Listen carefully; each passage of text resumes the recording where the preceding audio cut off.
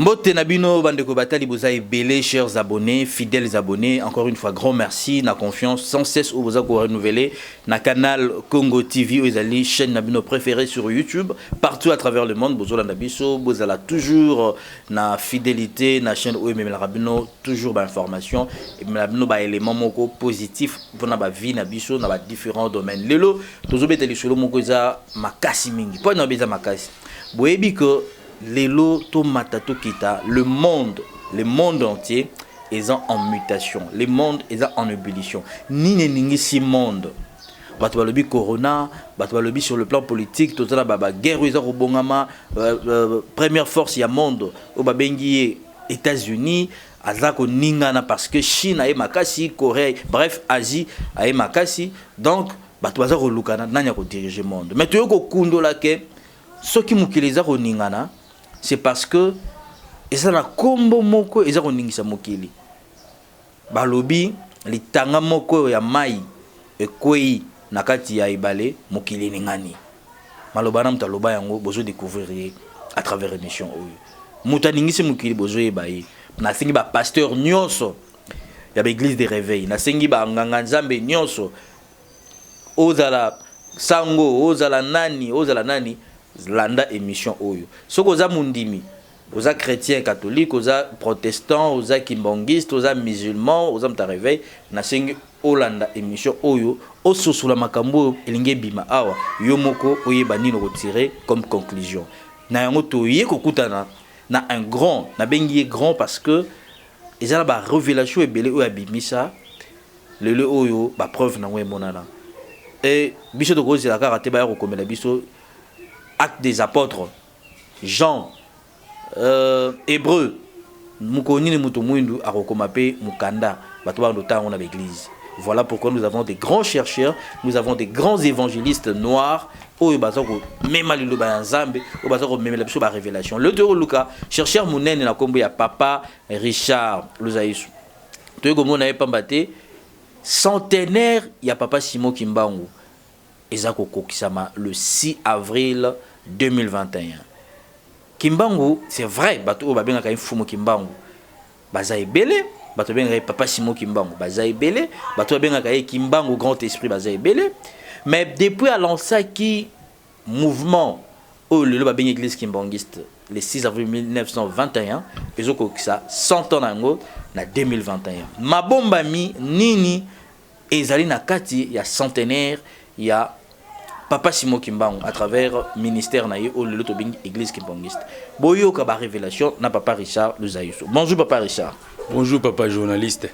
Alors, bandeko bazola na biso à travers le monde, ko confirmer que za chercheur kimbangiste.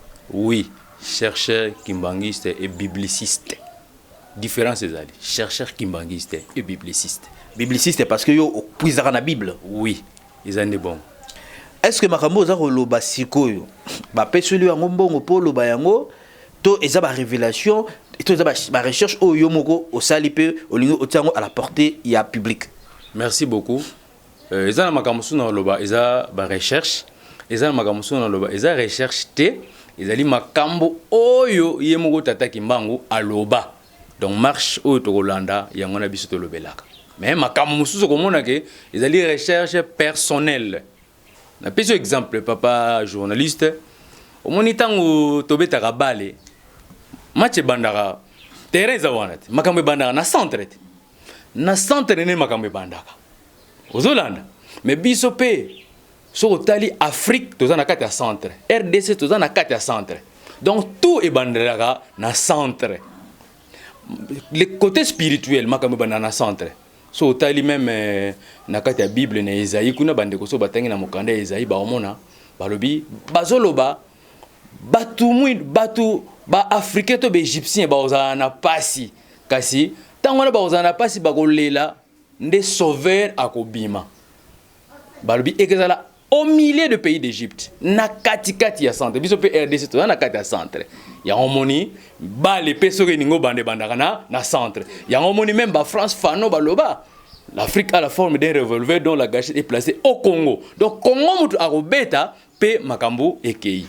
Alors, c'est vrai le Congo, Papa Simon Kimbangu a botami na Congo, mais nalingi d'abord avant de côté la Mozindo parce que tout le la centenaire il y a église kimbangiste, centenaire il y a ministère à papa Simon Kimbangu, mais bah tout le monde papa Simon Kimbangu azara protestant, azara kimbangiste était. Mais bino lelo ba kimbangiste bozoyer bo papa Simon Kimbangu akoma ya ba kimbangiste, papa Simon Kimbangu azana ba connotation belé pas non papa Simon Kimbangu azana. Merci beaucoup.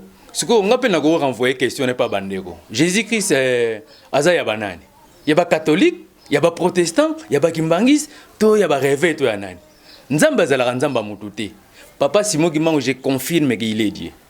Mais azali aye ninzamba zalaka. Mutu soka botami ayaka na azalaka na libota na ye. Na esika oya zalaka wana nde yangwane batu bako localiser par rapport ya place wana. Papa Simon Kimbangu oui, il fut protestant. Azalaki ba baptisaki na Bems kuna na ngombe lutete. Mais tangu papa Simon Kimbangu bino produit na bino ba protestant. Produit na bino. Abandi ko sala miracle. Loko azalaki mutu mwindu ba mindele ezalaki na bango pasi a mutu mwindu bakoka kwa vale ke mutu mwindu pe abando sala miracle. Nde ba kaka bango ba protestant ba bundisi ye. Yango moni mouvement kimbangisme eyaki ko botama. Mouvement wana papa Simon Kimbangu asalaki. Eza ba plan ya nzambe ezalaka pe bongo. Nde yango wana lelo to bengi kimbangisme. Kimbangisme comme doctrine. Nous sommes allez, bateau yo oyo baza na kata doctrine bon ba kimbangiste mais papa Simon Kimbangu universel. Quand bien même mission aye pour alongola moto moindo mais cela n'empêche que ata la paix lisune eta la paix tina ba continent nyonso. Donc papa Simon Kimbangu atikali kaka ya bato mwindo te azali pe na ya ba mindele. Même mission particulièrement mission oyela kiza nanu ya kolongola moto mwindo o azalaki na boumbu. Donc wana nde balobaka Jésus ayaki pe na brebis perdue d'Israël. Ah yango na pe balobaka bongo. Mais au moment de Jésus-Christ tango zo lobabi na otinda bino ba yekoli bokende partout dans le monde. Beauté ya bosako la bobenga na bolo bala bango bokonza nda. Donc au moni que a se limiter ka na Israël te. Les lotala église les loba osambela partout dans le monde.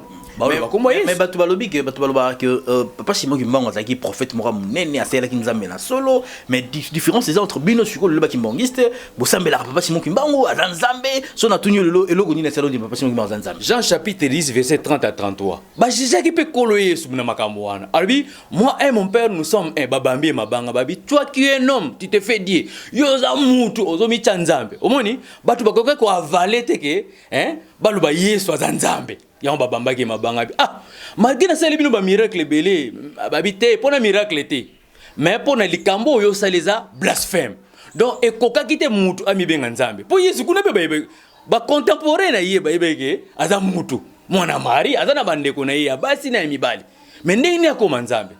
Ecclésiaste chapitre 15 Ecclésiaste chapitre 3 verset 15 ou bien Ecclésiaste chapitre 1er verset 9. Kuna balobi likamu moko tezo salama o ne salama te. O e salama ya opezo salama ka. Biso to komisi papa Simon Kimbangu nzambe te. Azalaki azali pe akozala. Nengi pe Yesu ezalaki. Est-ce que ça ba miracle o Yesu asala? Papa, kolo Yesu alobaki nini? O ya kondimanga ko sala plus que ngai. Plus que. Kolo Yesu asekuseka batu misato. Nakata Bible. Réflexion, matière à réflexion, nous avons ici bandeko ou batanga Bible. Kolo Yesu asekuseka ka 3 Bible mena ministère na ye. Pendant 3 ans na sala sera 3. O ayebi ke za 4 ata 5 apesanga ba texte wana o ezo lakisa ke Kolo Yesu plus. Mais papa Simon Kimbangu plus de 50. Plus de 50 dans le Bible. Mais papa Simon Kimbangu omoni pokolo Yesu o akoya akondimanga akosala plus que papa. Papa Simon Kimbangu alakisaki na face ya mokili ke ya Nzambe. Liloba 1921 lobike mwindo okoma mundele okoma mwindo. Liloba elati nzoto. Tokomi na 60 ans indépendance. Liloba na force. Malgré quand bien même que batebele ba ondima te que c'est papa Simon Kimbangu mutu apesa kili pandasi. Yende mutu apesa kili pandasi. Alobi na 1921 que mwindo okoma mundele okoma mwindo. Liloba ekolata nzoto na 1960. Tozu indépendance. Ezalaki na ba processus o ezalaki pour tozu indépendance. Ba processus ezalaki oh papa Simon Kimbangu atikaki et même son fils papa Diangenda azalaki impliqué abimisa voir même ba honoraire na ye oh atanga ndosa na administration publique abimisa yango ba pesa mettre croquer pour na ko défendre indépendance Ils appellent matière à réflexion pour na bateau pe basala o baloba ba yebi. Exemple, je connais le Congo. Ils appellent matière à réflexion, ba réfléchir pe. Otali donc papa Simon Kimbangu, c'est pour un miracle to lo bakate. Parce que kolo yeso c'est qui Lazare 3 jours. Mais papa Simon Kimbangu pe. Oyoga batu ba yoga histoire ya mama Dina. Hein? Autina tumba. Donc décomposition. Apoli. Alubi ale Dina lamuka. Donc mutakufi apoli. Makambo bolo bakane za rasolo. Mais ba contemporain tala makambo to lo ba ya Yesu. Témoin de mwazana. Nani aza témoin? Babi c'est par la foi que on dit make Yesu makambo esala maki. Mais oya biso ba témoin oculaire ti lelo basali. Papa Simon Kimbangu bakangi ba cheye ba uti na nkamba. Baye ba komi na mboka babengaka Pemba. Le 12 septembre bakangi arrestation. Po baya na eti na mbanzango esika ba ko juger ba condamner. Ba komi na mboka wana Pemba à peu près 17h. Kolonga Pemba wana pona okoma ti na mbanzango za trajet inédit tant il y a 2h 3h t. Mais a telemisi tangu a telemisi ngonga a telemisi système. Mo etelemi balongo 17h wana ba kompe 17h na mbanzango. Makabone salama ina tango akala na tango. Tango zo ba ndongo so bangisanga parce que mutako telemisa mo ifaza ka nzambe. Mutako telemisa mo ya koza nzambe te. Otanga batanga Bible te ke Josué pe a senga ke pa nzambe mo yetelema na nete tango etelemaki. Mais oya particularité papa Simon Kimbangu za ndenge mosusu. Akomi pe na mbanza ngungu. Basambisa ye. Basambisi ye bakangi babwaki alobi nako kendete soki na moni bana ngai te. Na mwasi nanga. Babi oyite buta omema train bakamati babwaki na kata train batie machiniste zaki sénégalais. Mais train kendaki a telemisi système. Yango na benga papa Simon Kimbangu za code ya déverrouillage. O muta déverrouillaka muto a verrouillaka. Donc à verrouiller, n'est pas à verrouiller monde, n'est à verrouiller Congo, n'est à verrouiller Afrique, n'est à verrouiller monde. Donc makamone se faire la culissu quand tu ouvres bébé, papa Simon Kimbangu t'a verrouillé. Troisième millénaire, ezali pour eza époque na époque. Tata Nzambe akitaki, so bat baoye bat bazwa bandonte bien. Hébreu chapitre 7, batanga o mobimba. Tata Nzambe akitaki nanu. Tanga kitaki balobi azanga tata zanga mama, azanga ebandele azanga suka papa, muta azanga ebandele azanga suka zana. Non Melchisedek, on a Melchisedek. Melchisedek je pas na lo Melchisedek. Azanga ebandeli azanga pesuka. Yone za Nzambe. Bon place pas kufe monana te. Monana te. Non Melchisedek azaki Nzambe. Azalaki Nzambe je confirme biso to ba chercher. Mais papa Simon Kimbangu kufa tombe na izana kamba, ba pikola na Lubumbashi. Voilà. Papa Simon Kimbangu ezali po na to ezala si. Ezaka na kata Esaïe 19 on a botanga. Ekozala sin babi monument moko ekotongama. Babi église moko ekotongama. On a kati ya Afrique centrale na kati wana ekozala sin pe témoignage. Autant ba les temples c'est le corps de Tata Simon Kimbangu. Ya wana ne tempelo. Hein? Ningo bagi abintutu na bino ezali temple. Yango bokotaka masumu te na kata nani. Yango moni nzoto ya papa Simon Kimbangu ezali ko la témoignage o bat ba ya otala ba wi yango yo. Yango tanga kufaki yango na ti lelo corne ezali. Po batu baba na taille ba go Kimbangu akufa asekwa te mabele melaye tout ça bona boy. Les gens balobaki bebele. Mais résurrection est la preuve ya bonzambe te papa Junior na yebisa yo parce que so tanga même na Hébreu chapitre 11 verset 5 au mona Enoch akufa te amati mama na likolo. Bon na Enoch na Yesu sikona za. Eli akufa te amati quand même azonga ki na Jean Baptiste mais amata ki na kendaki. A briser nani otolobaka uta na mabele rozonga na mabele. Mais ya kei nanu. C'est que na force na bonzambe c'est que Eli na Enoch baleki Yesu. Non. Donc résurrection est la preuve ya bonzambe te, preuve ya muto akoma nzambe te. Babota makanzambe me bakoma kanzambe te. Donc kolo Yesu akoma ki nzambe te po asekwaki. Azalaki nzambe banda oya banda ki wana. Donc jamais akoma ki nzambe te ngaseki. Otali papa journaliste. Alors, donc ceux qui te comprendre bien papa Simon Kimbangu a la dimension et belé aux autres qui Azanzambe. Maintenant, quand tu as émission mususu ya bonzambe papa Simon Kimbangu. Maintenant, ningi ko to lobela parce que yo lobena biso lobena ba papa Simon Kimbangu Azanzambe. Nzambe a lancé ministère je crois que ça 100 ans. Mais ce qui est sur le pena papa Simon Kimbangu Azanzambe na biloko yo bimission wana. Mais il faut l'accepter ce dimension ya centenaire o ya musala o Nzambe ayi ko sana mukili parce que Nzambe a lancé les kamu et je crois que ça 100 ans bientôt. Sur le plan spirituel bato ko simba nini nini za kuyana mukili nini sie na mukili. Merci papa Junior langina lo baboye eloko o muntu mwindo asali ya munene ezali église kimbangiste donc na lingi na défier bato nyonso église kimbangiste ezaki mouvement en clandestinité ba belge bazo ko traquer bandimi hein mais tata Simon Kimbangu a réussir ko kamata lingomba oyo ko tinda yango espagne ya bato benga bango bayini par rapport ya ningi ba ndoko yina donc hein babenga on ko exporter akamati lingombo a exporter yango et koti na 5 continents même bato babundisa ki yango même ba koti bandimi yango pe na ba belge na mindele pe ba koti na kati tolo ba bandeko Belgique ba hôtel biso ba sambela bandeko France ba sambela les États-Unis ba kimbangisi bazali partout ba tout le monde tale loko mutu mwindo sali eloko munene mutu mwindo sali ngana omona ezana wana nano liloba et lati nzoto et puis sur la sanité pardon je crois na France mais na Belgique a venir mo baptisant déjà maman mwilo oui on est na Belgique ozomona donc bato yo banyoko leki elobi bango yo ba eko ndima likamu na iyo ozomona donc ditala dimension ya mutu yango ya wata ozolo ba makambo ya centenaire on to beta centenaire nango bon mitune za yo bien mais centenaire yango etokende tozonga eza nango ka fête ba kimbangiste eza anniversaire ya église mais dimension spirituelle bino bozolo belango tozo ka so biento to bimselation est-ce que ça événement moko oyo il faut secouer monde.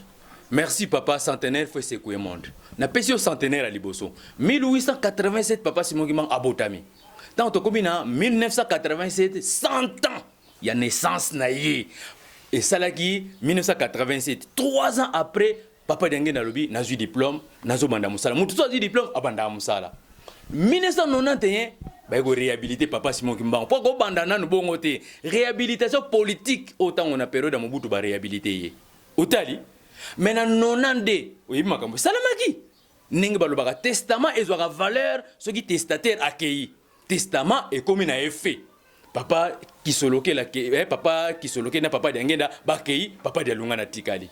Donc centenaire wana ya liboso centenaire ami balé papa Simon Kimbangu ayeki ko bota bana misato papa kisoloke le papa Dialunga na papa Diangé da curieusement moi na liboso abotamaki na 1914 début ya première guerre mondiale moi na liboso abotami moi na mi balé abotami tango guerre mondiale comme na katikati na 1916 et ami balé ayeko clôturer tango abotami fin ya guerre mondiale na 1918 première guerre mondiale wana papa Diangé na botami papa kisoloke le papa Dialunga na papa Diangé pona nini babotami na début na fin ya première guerre mondiale likambo bomba miwana siko tozo ba centenaire na bango centenaire papa kisoloke le zaki na 1900 na 2014 2016 ya papa Dialunga na et 2018 ya papa Diangé nda kuntima to clôturer siko pona ko lakisa ke ba 100 ans ezana na événement totalité makambo ko yaki na mukili coronavirus oye ebundisi mukili mobimba yango ko na 2019 une année après centenaire ya papa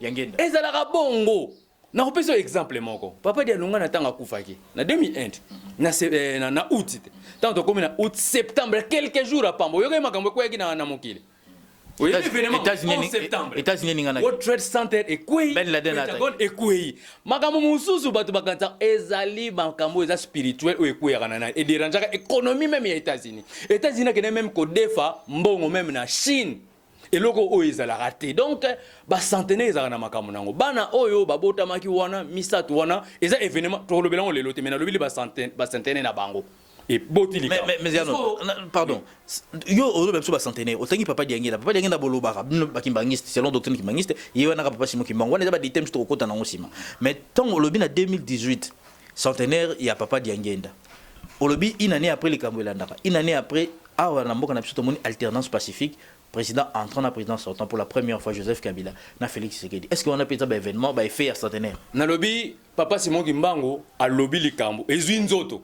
na 21 lobi likambo na 60 lati nzoto donc ba makambo wana nyonso yango e boti ba événement na nyonso parce que les gens ba s'attendaki ke ekoyinda mais tala nengi passation ya pouvoir et ça la mais na kimia mais OK ça fait partie na kata événement oh papa ce moment à s'impliquer pour kimiza na muki oyebi na tango na bato bandoze la nkambe lobinini yini nkambe lobinini oyebi taki mo bulo oyebi ke représentant Union européenne ayaki na Union africaine ayaki ko senga la paix élection les na kimia Papa Simon Kimbangu kianga na lobaki na bango ekoleka na kimia peleki na kimia Voilà Papa Simon kianga ni chef spirituel. Oui, chef spirituel et représentant le cas ekole makambo ekoleka na kimia. Mais batu ba yebite kimia ezo wuta wapi. Mais moi je nazo confirmer batu na mokili lelo ke kimio yo tozo luka ezakaka na maboko Papa Simon Kimbangu kianga ni pe na nkamba et pas mosusu te.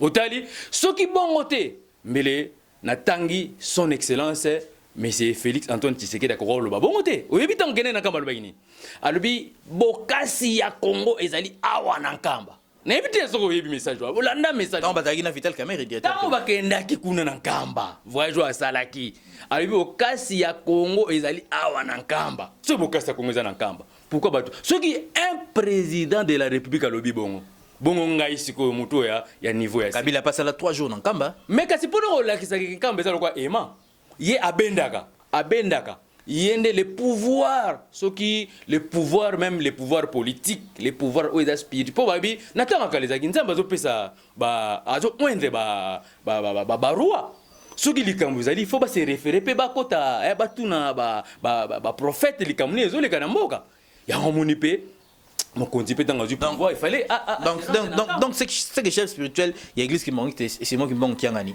aza muto asana été hein. Nazongisi batu na ningi batu. Quand on dit président qui ne gondima, il pas président, il y a président. Ah qui ne gondima, il y a nous sommes lobawana. Alobi ke bokasi ya Kongo za anankamba. Bachaki maloba na munokote oyebi ke mokonzi ya mboka alobaka makamune eutaka na kati ya mutema soka lobi likambo seke zalika abongo. Ya tata ekolo. Tata ekolo abi bokasi ya Kongo za nkamba. Seke bokasi ya Kongo indépendance de l'EPK nkamba. Bokasi pe pono ko déverrouiller ninga na benga Papa Simon Kimbangu code de déverrouillage a verrouiller yemta verrouiller système muta ko déverrouiller yewana ako déverrouiller ngo au cours ka ya ba centenaire surtout centenaire o ya suka o to fêter 5e centenaire on a yibsao les années ben impact sur le plan spirituel et sur le plan politique 6 avril 2021 oui le 6 avril 1921 Simon Kimbangu début à ministère à Papa Simon Kimbangu fondation pe église po babi esika moko mi bali basangani église e bandi déjà donc église e bandaki déjà siko ezo ça la 100 ans jour pour jour tina 2021 papa so aujourd'hui 1921 olongoli ka 19 otika na 21 na suka so aujourd'hui 2021 olongoli ka 20 otika na combien 21 na suka donc eza année ba année moko jumelle ozolande donc tokeba makambo esalamaki na 21 tokeba yango elingi alingi asala yango lisusu na 1920 asalaki alingi abanda ko sala yango mais ausala yango ndeni ya zate physiquement zate asala yango na molimo toni Simon Kimbangu balobi kolo iso lobaki nako kende nako senga pa tata tinelo musungu mususu les paracletos biso loba c'est Simon Kimbangu balobi arozala libela na libela molimo santa kufakate molimo akufakate so tengo même na Matthieu chapitre 17 verset 10 à 13 au monake Simon Kimbangu azana nkamba c'est lui Simon Kimbangu qui angani po mokolo Simon Kimbangu azo kufa le 12 octobre 51 Simon Kimbangu qui angani abotami na nkamba yango na pesi Matthieu chapitre 17 verset 10 à 13 au monake incarnation ezalaka na kati ya Bible po bato bayeba ate za kati ya Bible akufi pe abotami otali donc Kimbangu akufa te Kimbangu ti lelo azali d'ailleurs ata soko bolobi ke ba o wana za na nkamba ata boyiye mais Simon Kimbangu ti lelo azoko amonana na poto bato ba omona de na banoki mbangisi ba omona eti lelo azopesa ba message azopesa ba explication belé azo expliquer ba sur l'avenir politique ya mboka po makamunyo so moyeto italon a ezalité na itando eke to koloba ngote mais biso to yebi avenir même ya mboko même avenir politique même avenir ya mokili to yebi yango mais bato ebele nde baningaka ko zaper mundela zalaka so yebisi Simon Kimbangu zanzambe aoboya te aondima te c'est en matière de réflexion à quelle recherche mais mutu mwinde loko zo bebisa ye so balobika papa Simon Kimbangu zanzambe non tozaka comparable na ba juif tozaka comparable na ba juif donc 100 ans oyo ememela biso makambo ebele 100 ans oyo tozo kende poto kota na événement o babengaka indépendance spirituelle. Autant on a Exode chapitre 30 verset 1 à 6 au monde que indépendance spirituelle tozoaka yango te tozoaka indépendance politique yango esala ke to koma ko sala na ba place ope ba mindele ba osala mais indépendance spirituelle et refungula biso bongo maye le corps âme et esprit to ko banda ba invention otali dimension siko papa Simon Mbangu azokolisa biso bato mwindu azongisa biso azongisa tete ezau azonga na place na ye po ezalaki likambo ya oyebi Abraham abotaki Isaac aboti Esaü na Jacob mabota wana mibale Genèse 25-23 deux peuples ka tozala na deux nations so babi deux peuples c'est que mwindu na mundele otali siko mutu mwindu bazongisa na ba droit na ye à travers 100 ans oyo bafungula misé soki misé fungami 100 ans oyo to mema malembe to ken indépendance spirituelle pour mutu mwindu sepe. Donc misé on est bon makam misé o fe fungama na centenaire o bakimbangi se ba otunga e bombi makam yango ebendi bato nyonso baya kosala misé on est bombi makam. Donc boya bato baya batonga to tonga misé parce que 100 ans wana ba ofungula misé et ça na portée spirituelle et ça na un impact sur le plan même physique pour ya mutu mwindu. Merci beaucoup, Papa Richard Luzaïsou. On a rappelé que vous êtes chercheur indépendant, mais vous êtes kimbanguiste et puis vous êtes bibliciste. Alors, Marbe Belé, Zali, il y a reçu vraiment par rapport à Papa Simon Kimbangu, l'autre avant goût, parce qu'il faut tout décortiquer. Puis pourquoi Papa Simon Kimbangu qui a gagné? Vous êtes chef spirituel puis représentant légal à Kamba.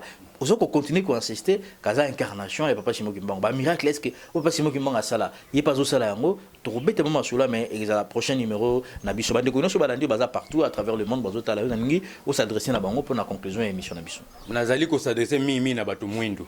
Mutu mwindu tant on a essayé koki. Mutu mwindu lamoka tant on est koki. Tata Simon Kimbangu to s'approprier na ye. To sala teningi bato su basalaka. So babi Simon Kimbangu za nzambe kokota na dutite. Kota na ndako sambela tuna nzambe oyo yebi wana. Est-ce que makamba kimbangisi ba ba solo ke Simon Kimbangu za nzambe? Tuna ye. Ninga oyebisa yo okozwa suite.